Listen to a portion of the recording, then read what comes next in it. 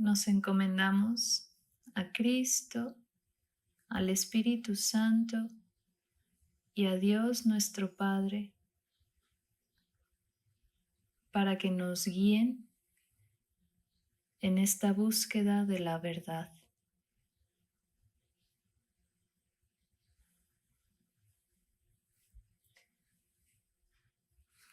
Vamos a retomar en donde nos quedamos. Estamos en el capítulo 3, que se llama La percepción inocente.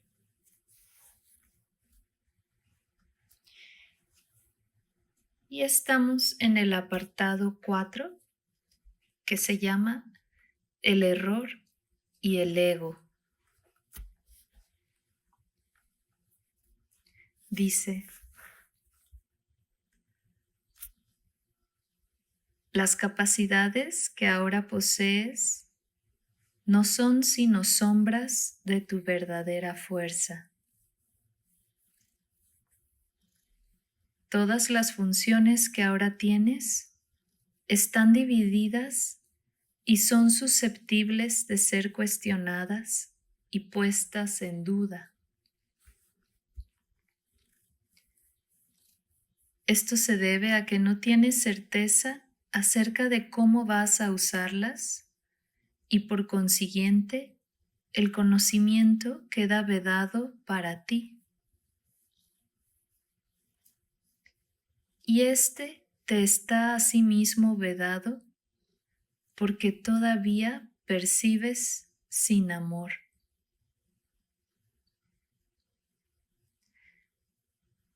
Antes de que la separación introdujese las nociones de grados, aspectos e intervalos, la percepción no existía.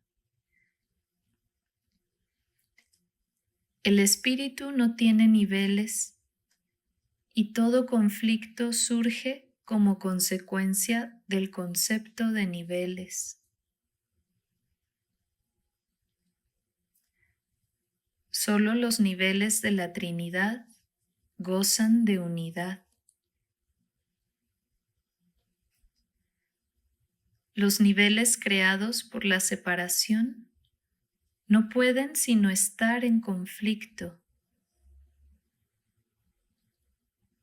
Ello se debe a que ninguno de ellos significa nada para los demás.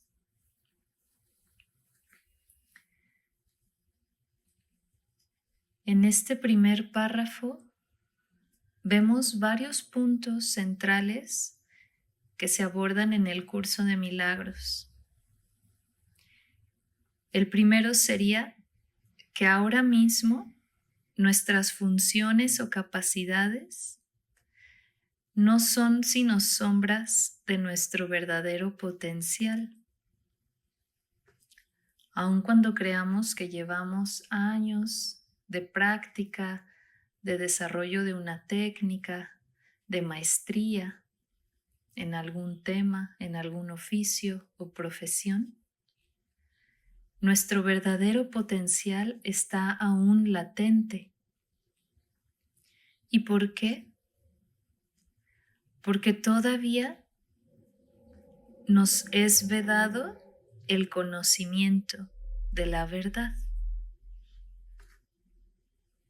Ese conocimiento de la verdad, es decir, el conocimiento más sublime de todos, que es el conocimiento directo de Dios, no está a nuestro alcance todavía.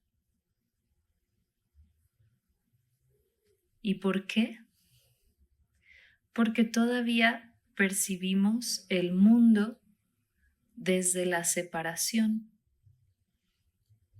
A eso se le llama percibir sin amor. Y vemos separación por doquier, desde los grados de la escuela hasta los grados del amor. En el derecho penal, en las constituciones, hasta en los reglamentos de cualquier club deportivo, se ven esos niveles, esas diferencias, esas jerarquías, prohibiciones y separaciones. Y tanto hemos convivido con estas nociones que nos parecen algo natural.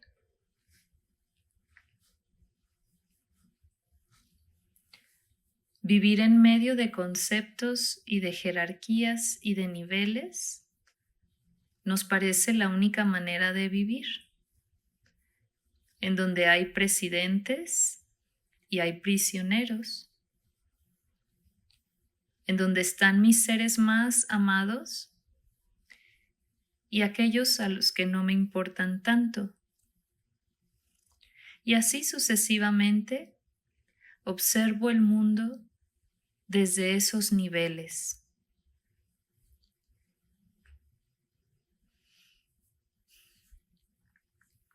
Sin embargo, tendríamos que regresar aquí a donde dice que antes de que la separación introdujese las nociones de grados, aspectos e intervalos, la percepción no existía.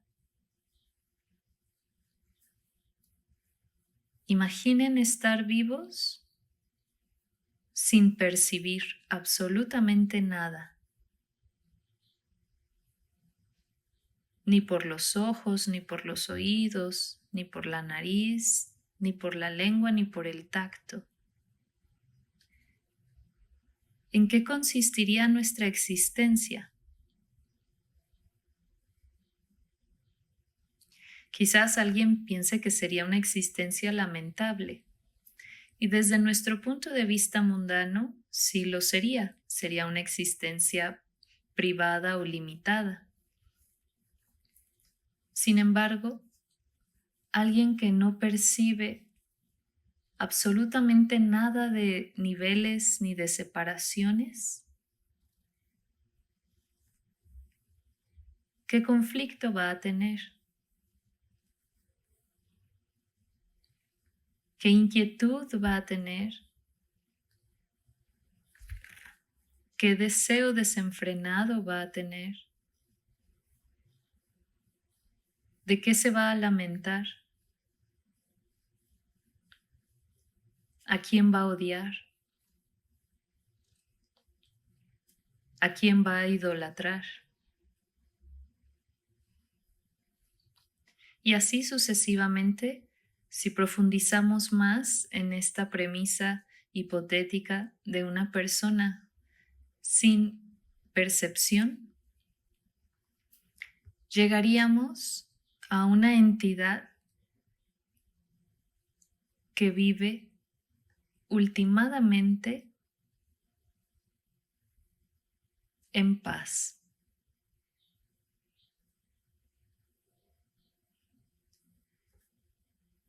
Sin percibir hambre, sin percibir dolor, sin percibir éxito, sin percibir fama, dinero, salud o enfermedad, sin percibir absolutamente nada. ¿Qué brota?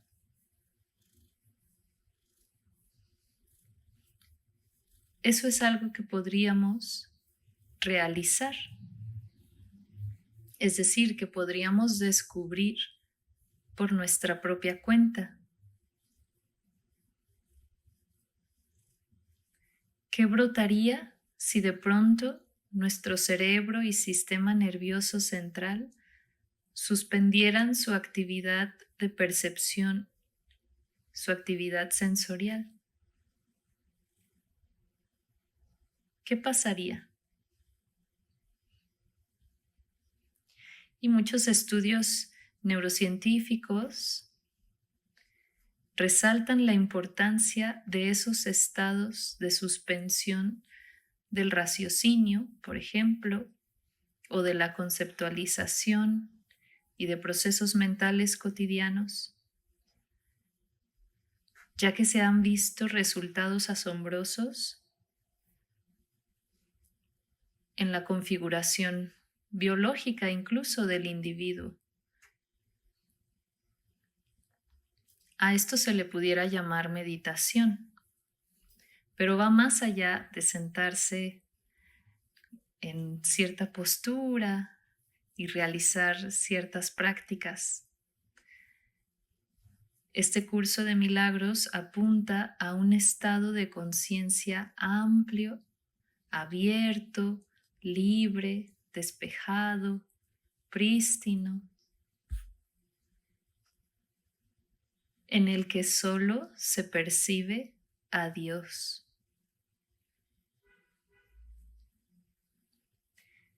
Y es curioso porque a mucha gente le atemoriza esa simple idea.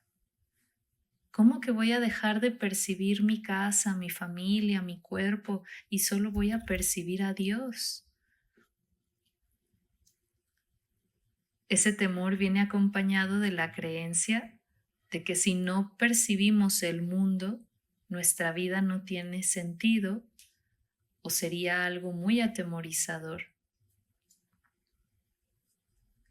Sin embargo, como leíamos al inicio de este párrafo, esa percepción de Dios o ese conocimiento de Dios, mejor dicho, sería lo que liberaría nuestro potencial humano al máximo. Es decir, seríamos más nosotros mismos de lo que somos ahora. Plenos,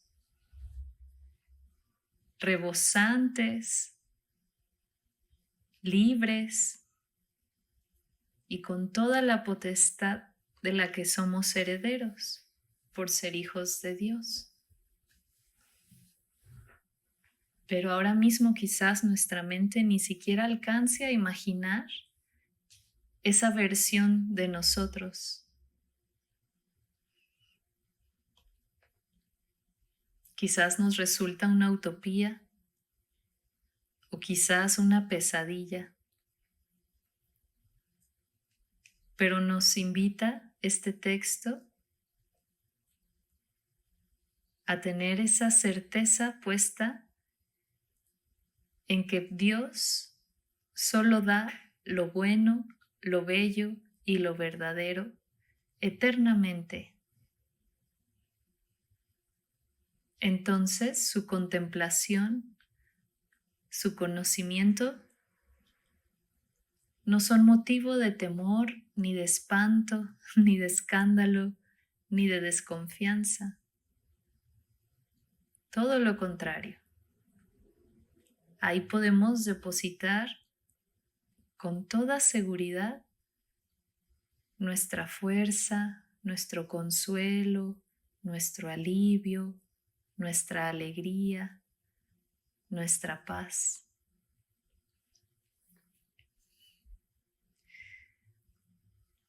Entonces dice,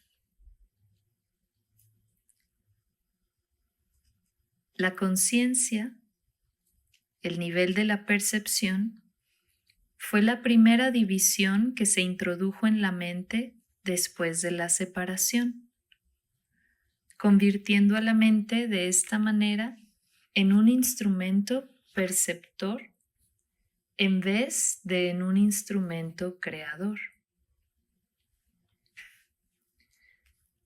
La conciencia ha sido correctamente identificada como perteneciente al ámbito del ego. Y aquí se abrirá un pequeño paréntesis para decir que la conciencia, dentro del punto de vista del curso de milagros, no es lo mismo que la conciencia para la tradición hindú, védica, budista incluso, en donde la conciencia es justo una de las cualidades divinas de Dios. Chit en sánscrito.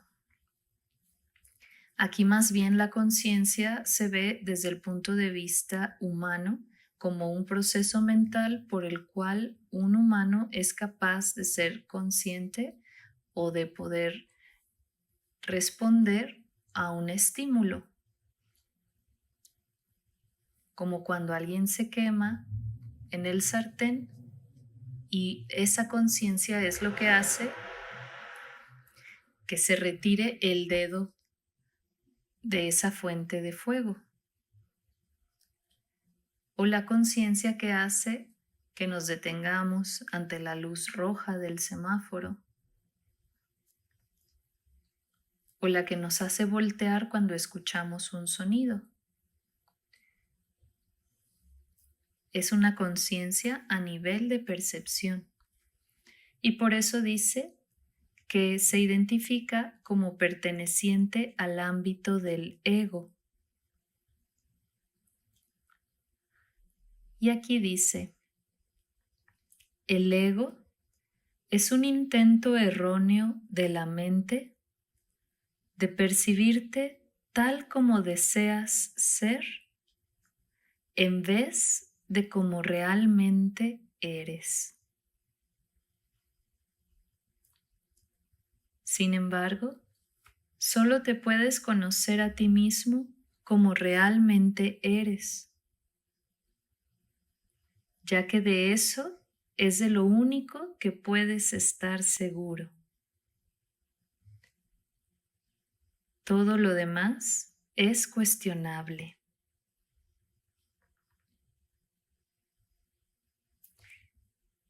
Entonces aquí vemos que el ego es esa voz y esa entidad que cargamos dentro de nosotros y que constantemente emite juicios de valor. El ego es esta entidad que nos hace creer que podemos ser algo distinto de lo que somos. Es decir, que nos hace creer que podemos ser cualquier cosa menos hijos de Dios. O cualquier cosa menos seres divinos. O cualquier cosa menos presencia pura y santa.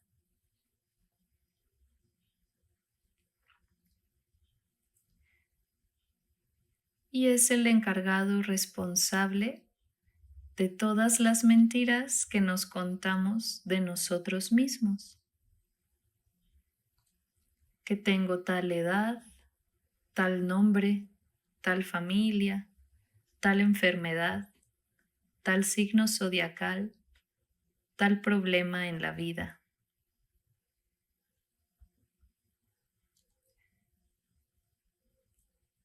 Esa entidad mental es la que nos mantiene en el engaño de nuestra propia identidad. Y es la que va a defender a toda costa esa ilusión frente a cualquier oponente que fabrique dentro de su demencia y que le diga que eso no es verdad.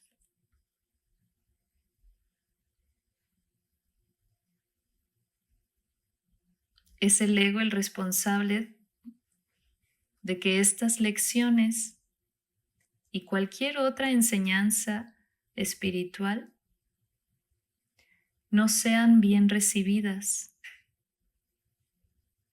sean cuestionadas, señaladas, refutadas.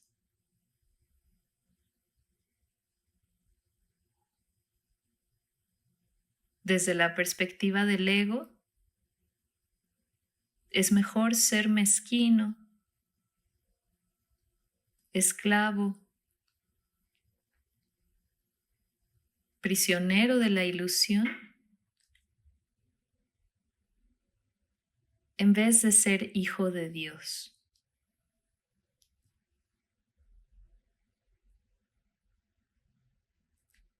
Pero como esa es nuestra verdadera identidad, aquí dice, solo te puedes conocer a ti mismo como realmente eres, ya que de eso es de lo único que puedes estar seguro.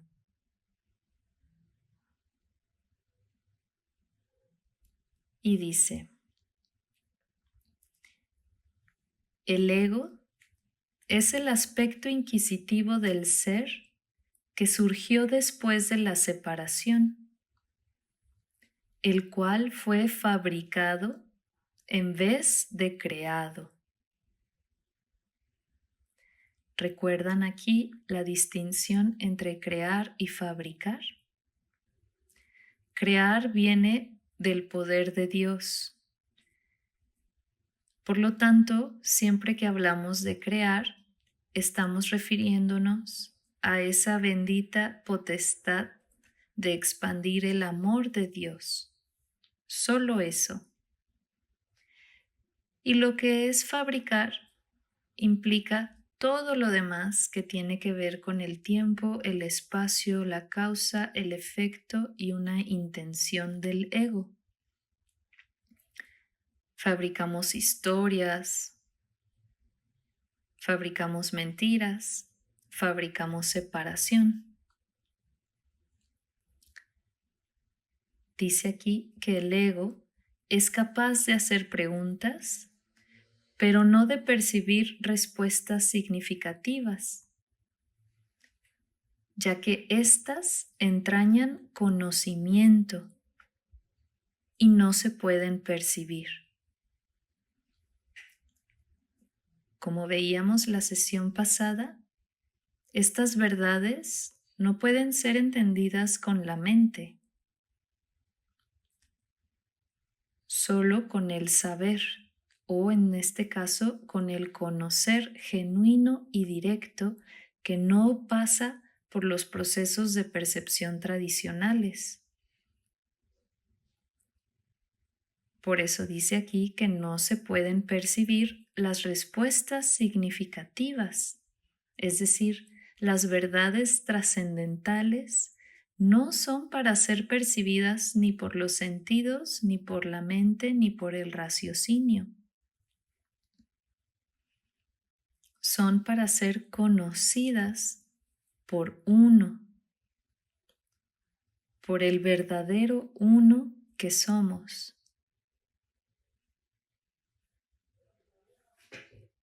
Por eso dice, la mente está, por consiguiente, confusa, porque solo la mentalidad uno está exenta de confusión. Y aquí el texto une ambas palabras, mentalidad uno, con un guión, y pone a ambas palabras con mayúscula inicial. Solo la mentalidad uno está exenta de confusión. Una mente separada o dividida no puede sino estar confundida. Tiene necesariamente que sentirse incierta acerca de lo que es. Y no puede sino estar en conflicto, puesto que está en desacuerdo consigo misma.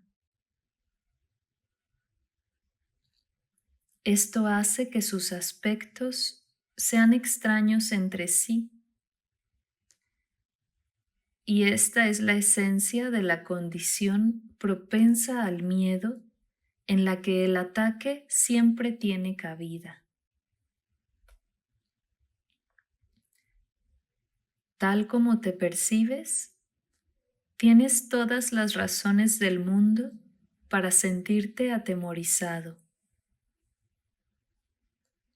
De ahí que no te puedas liberar del miedo hasta que no te des cuenta no solo de que no te creaste a ti mismo, sino de que tampoco podrías haberlo hecho. Nunca podrás hacer que tus percepciones falsas sean verdaderas.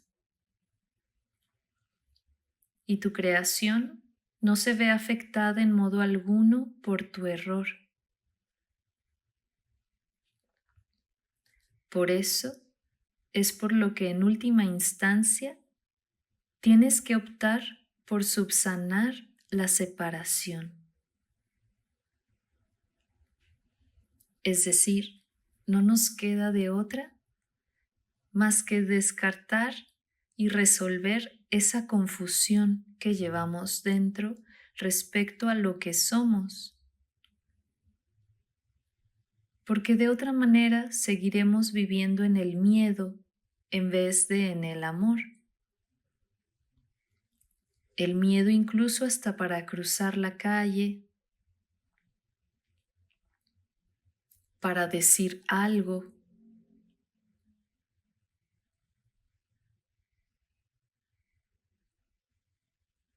para estar firmemente en donde Dios nos ponga.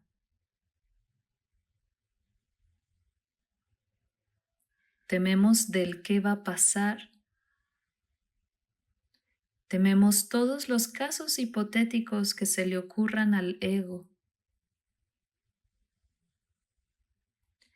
Y tememos de tantas maneras que ya nos acostumbramos a sufrir.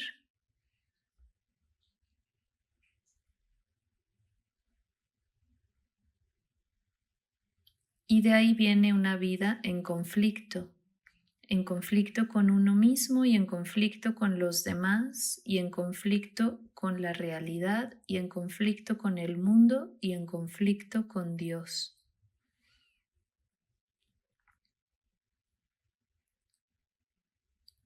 Y creemos que nosotros tenemos la responsabilidad de resolver esos conflictos a como dé manera,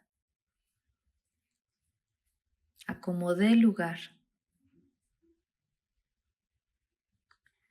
Pero realmente lo que tenemos que resolver es nuestra propia confusión interior,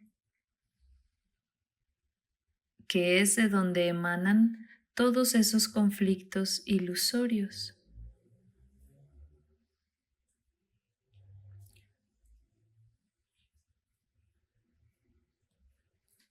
Por eso dice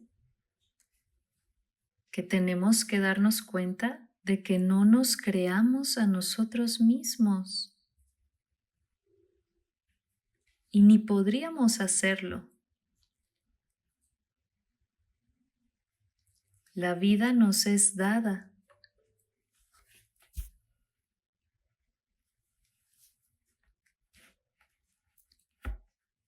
Y creemos que la muerte es una desgracia.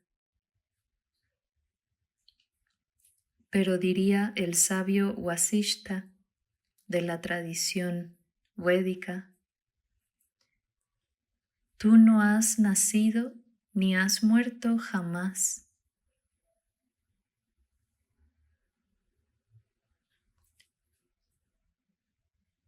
Con esa breve frase podríamos descansar, sabiendo que somos más, mucho más que lo que el ego nos dicta y nos hace creer. Por comenzar, que somos este cuerpo que tiene que tener una batalla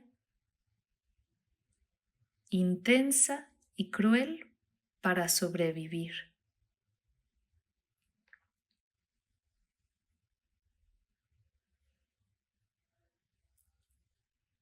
La alternativa entonces sería deshacer la separación. Y tenemos que optar por esa alternativa. De lo contrario, no tendría sentido buscar a Dios.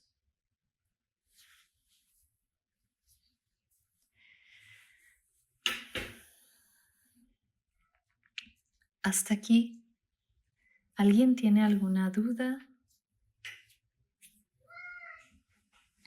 ¿Algún comentario? Conchita aquí quiere participar.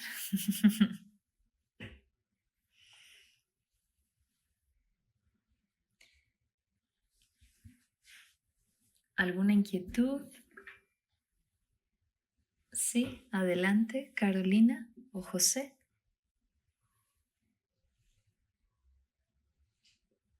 Entiendo que el gran problema básico es dejar que el ego nos domine, ¿no?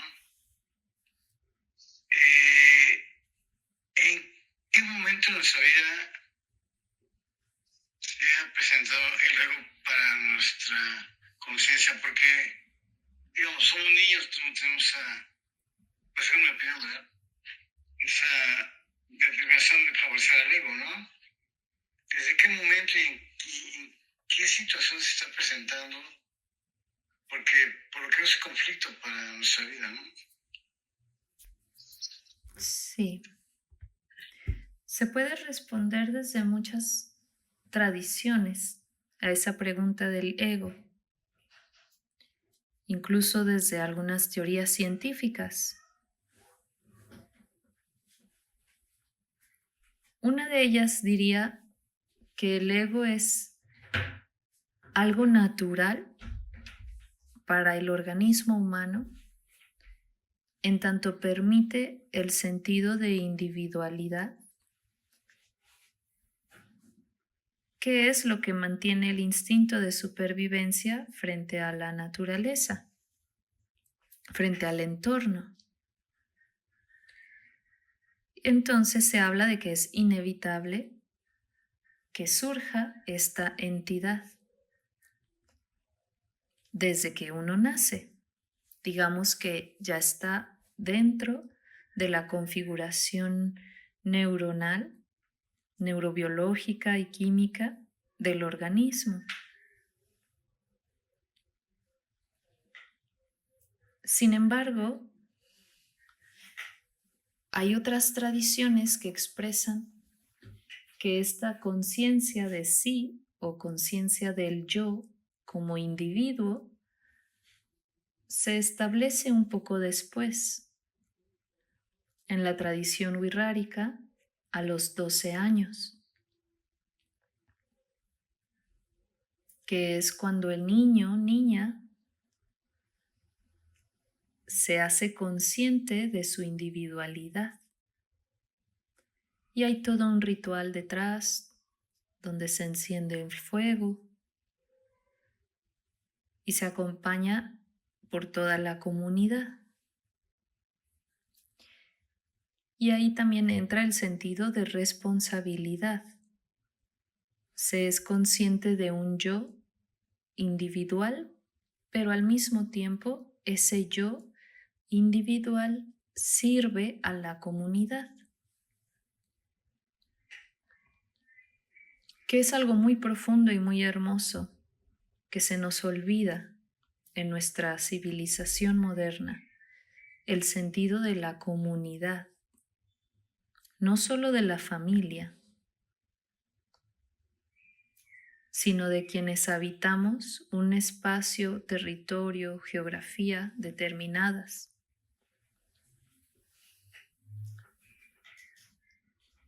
Y hay otras tradiciones que hablan del ego como algo que incluso se encarna inevitablemente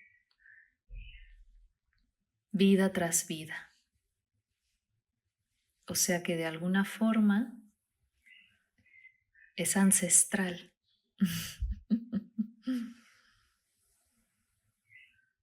Y de ahí se acompañan ciertas teorías del karma, del dharma y demás. Lo importante aquí es saber que el ego no tiene como tal un inicio identificable en la vida humana que haya que erradicar o que haya que evitar, sino que es algo que constantemente surge a pesar de que podemos justo cultivar una mejor versión que esa o una mayor presencia que esa.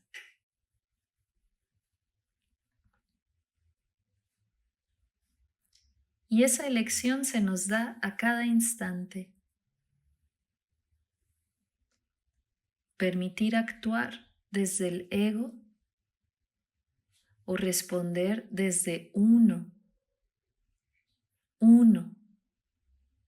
es decir, uno mismo, es decir, uno con todos, es decir, uno con todo,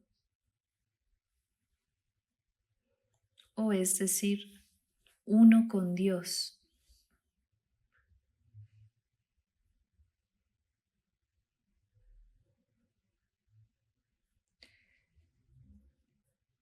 En ese sentido, la respuesta que se pudiera dar dentro de este contexto es que el ego surge a cada instante.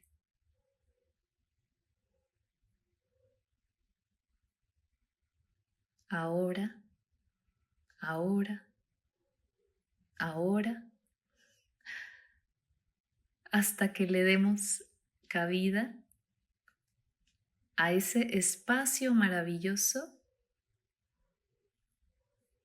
en donde podemos simplemente entrar en Dios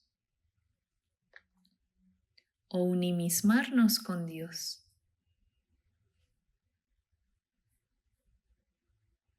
Y ahí nuestras facultades, dones, potencias, virtudes se desplegarían en todo su esplendor, muchas de las cuales ni siquiera somos conscientes de que están latentes en nuestro interior.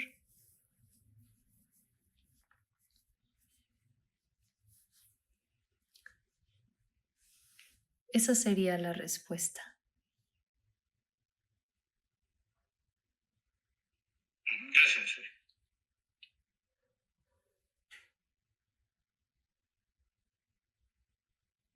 ¿Alguien tiene alguna otra pregunta?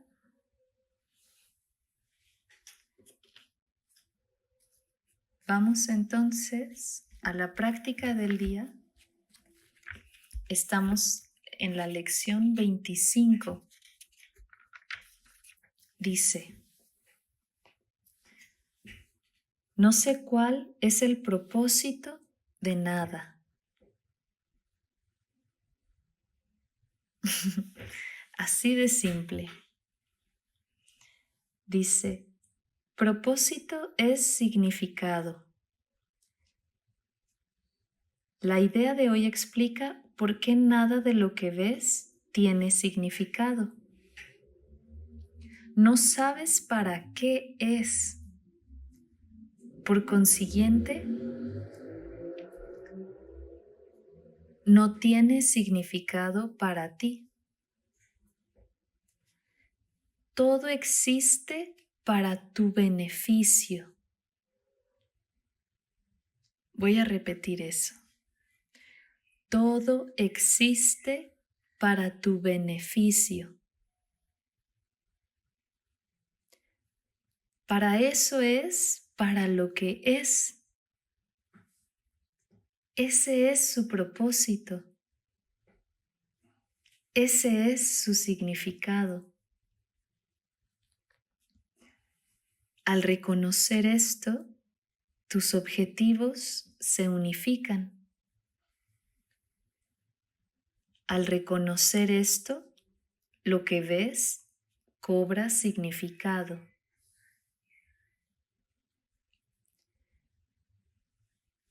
Tú percibes al mundo y a todo lo que éste contiene como significativo desde el punto de vista de los objetivos del ego. Estos objetivos no tienen nada que ver con lo que más te conviene, ya que tú no eres el ego.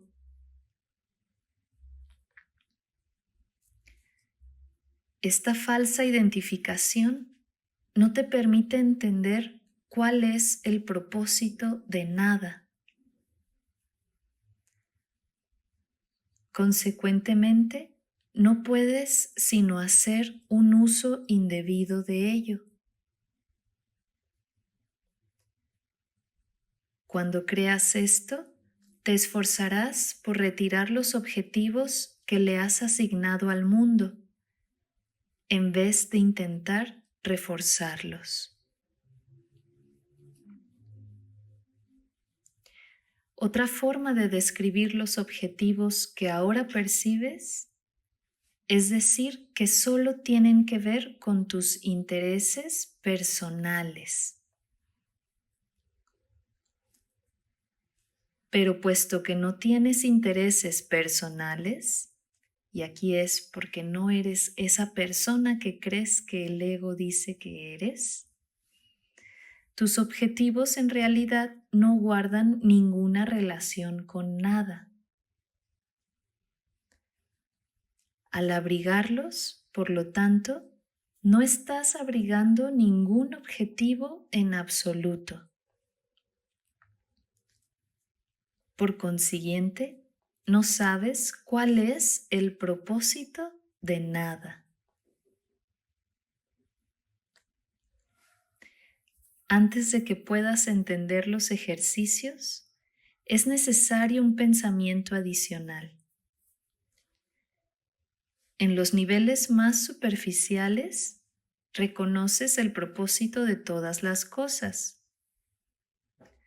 Sin embargo, el propósito de algo no se puede entender en esos niveles.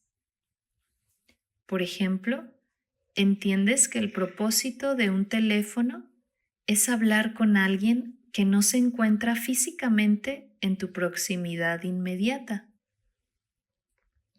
Lo que no comprendes es para qué quieres ponerte en contacto con él. Y es eso lo que hace que tu contacto con él sea o no significativo. Es fundamental para tu aprendizaje que estés dispuesto a renunciar a los objetivos que le has adjudicado a todas las cosas. Reconocer que dichos objetivos no tienen sentido, en vez de considerarlos como buenos o malos, es la única manera de lograrlo. La idea de hoy es un paso en esa dirección.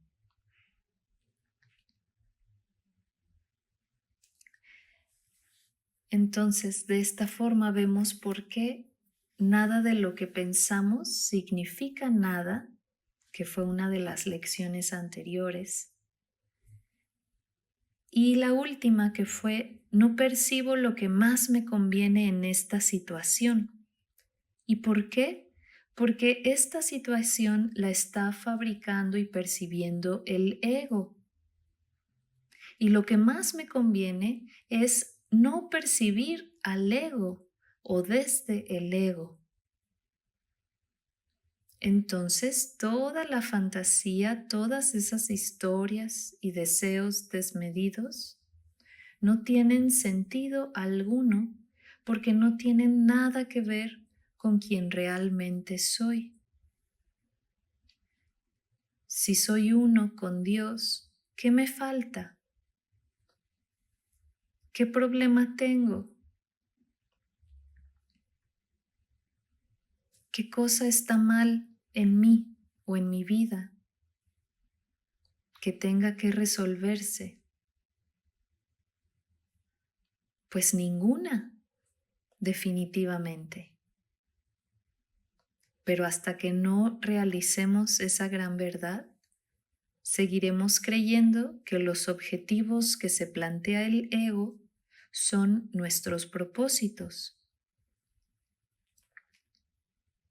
Por eso la lección de hoy es tan hermosa. Dice, no sé cuál es el propósito de nada. Hay que primero quitarse el velo de los ojos que sabe según qué propósito tienen las cosas frente a mí, porque ese es el propósito que el ego les asignó. no el que realmente tienen.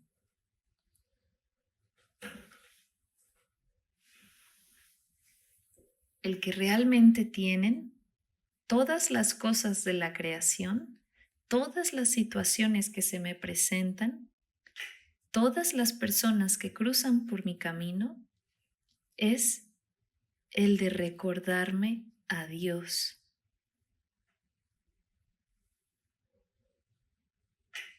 Por eso aquí dice, todo existe para tu beneficio, no para el del ego. Entonces dice, hoy se requieren 6 sesiones de práctica, cada una de 2 minutos de duración. Comienza cada sesión repitiendo la idea de hoy lentamente, que es, no sé cuál es el propósito de nada. Luego mira a tu alrededor y deja que tu mirada se pose sobre cualquier cosa que te llame la atención, esté lejos o cerca, sea importante o nimia, humana o no humana. Mientras tus ojos descansen sobre cada objeto así seleccionado, di, por ejemplo, no sé para qué es esa silla. No sé para qué es ese lápiz. No sé para qué es esta mano. Dilo lentamente, sin apartar los ojos del objeto hasta que hayas terminado la frase. Pasa luego al siguiente y aplica la idea de hoy de la misma manera. Entonces, vamos a comenzar con la práctica, que es aparentemente muy simple, pero tiene una profundidad insondable que ya se irá viendo. Ahí donde estemos, si es posible con la espalda erguida, aunque esté descansando sobre un respaldo. Si nos podemos sentar, mejor. Comenzamos con la práctica de hoy diciendo, no sé cuál es el propósito de nada. Y con los ojos abiertos comenzamos a ver a nuestro alrededor, aplicando la idea a cada objeto o persona que observemos. Y continuamos.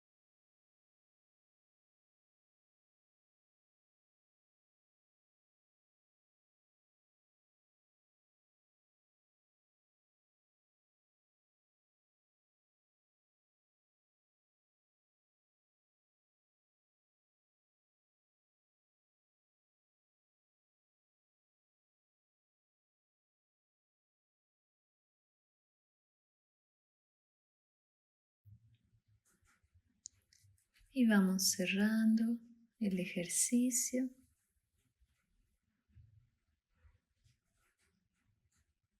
De la lección 25, que es: no sé cuál es el propósito de nada.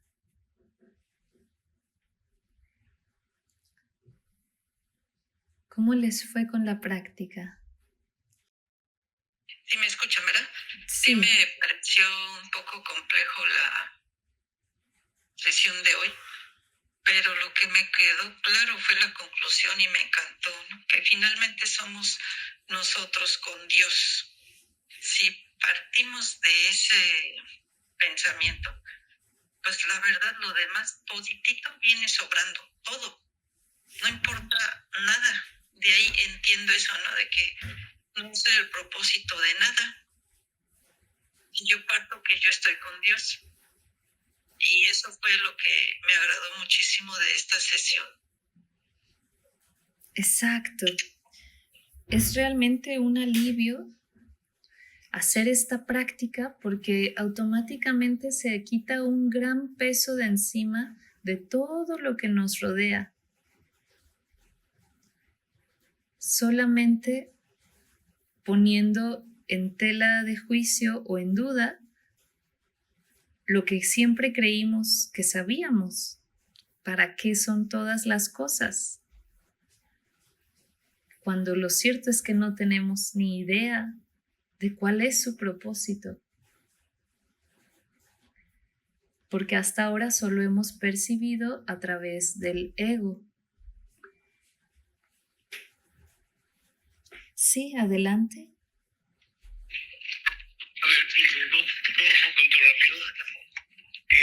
Como dice Caro, a veces resulta confuso entenderle el mensaje de hoy, pero sigo pensando que, como se dice, ¿no? No querer forzarnos a entenderlo, sino el milagro existe en cuanto escuchamos y en cuanto se van dando la situación, aunque no podamos comprender 100%, ¿no? Porque el milagro es eso. Pero ahorita que hice la práctica, me enfoqué en, hoy tenía algún dolor en mis piernas, sin ser, por favor, sin ser algo, vamos, inductivo a nada. Me mejoraron. Cuando pensé que no tenía sentido, empezó a mejorar muchísimo. Bueno, es un mensaje que coincidencia, lo que sea, no sé, pero esta experiencia, pero sí, creo que el mensaje es dejarse llevar, ¿verdad? Aunque no te han dado mucho. Exacto. Esa es la actitud correcta. Dejarse llevar. ¿Por quién? Por Dios. Que en este caso se traduce por el Espíritu Santo y, sobre todo, por el ejemplo de Cristo. Entonces vamos en esos niveles de percepción. Pero definitivamente esta práctica pueden realizarla frente a cualquier circunstancia. La idea son 6 veces al día, o según lo dicte la necesidad también, de decir: no sé para qué es este dolor. No sé para qué es esta tristeza. No sé para qué es este disgusto o este temor. Y así podemos aplicar la idea de hoy para aquellas circunstancias, sentimientos, pensamientos que se sienten pesados en uno o que nos hacen olvidar a Dios. Bien. ¿Hay algún otro comentario o pregunta?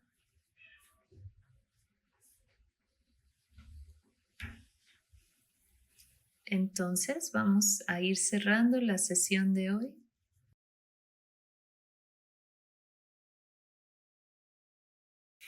Ya sea sentados o de pie, con una actitud respetuosa.